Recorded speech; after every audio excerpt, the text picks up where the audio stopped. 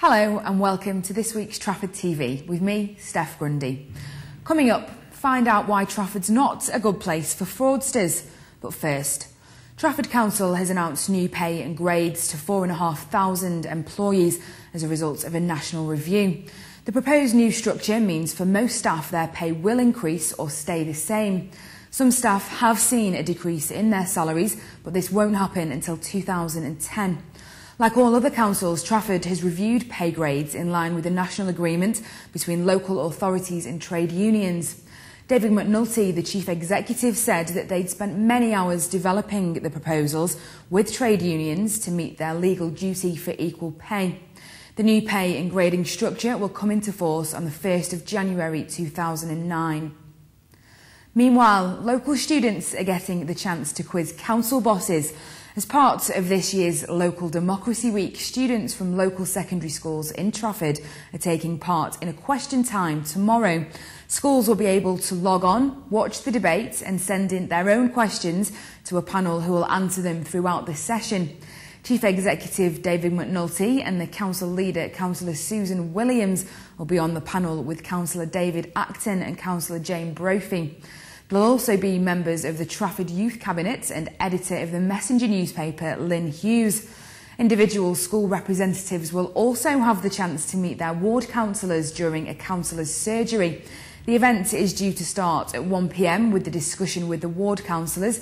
That will be followed by the question and answer session. More school news, and Year 5 and 6 pupils and teachers from Kings Road Primary School in Old Trafford have been taking part in the big tidy up to make Trafford cleaner and greener.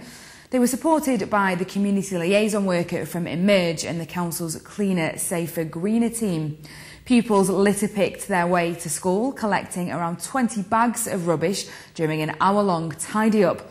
Log on to trafford.gov.uk to find out how your school can get involved. And there's a new opportunity for new mums to get advice in Partington. A special local group's being launched at Partington's Healthy Living Centre tomorrow.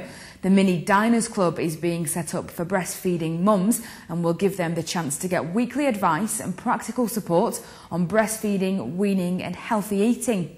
It's a joint initiative between Partington and Carrington's Children's Centre, the Healthy Living Centre and Fit for Life. The organisers want as many mums to go along as possible to the event, which when the cafe will be transformed into an exclusive dining area for the mums and their children. Elsewhere, primary and infant schools are doing really well. Over the past 3 years, Trafford's primary and infant schools have been inspected by Ofsted, and inspectors have praised the quality of the foundation stage education. Many have received an outstanding judgment, with all but one being judged as good. The remaining one was given a satisfactory report.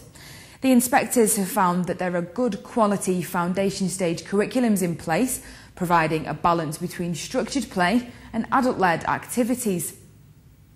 And finally, Trafford's Fraud Investigation Service has won the Institute of Revenue's Rating and Valuation Award, which recognises excellence in tackling fraud. Trafford fought off stiff competition from hundreds of other councils, as well as a gruelling inspection by judges before battling it out against Harrow, Manchester and Birmingham in the finals. In the last year alone, the fraud team identified more than £400,000 in fraudulent overpayments and successfully prosecuted 28 people. Trafford is the only council in the North West to undertake financial investigations linked to benefit fraud in accordance with proceeds of crime legislation. Well, that's all from me this week. You can find details of all our top stories at trafford.gov.uk. Join us again next week on Trafford TV.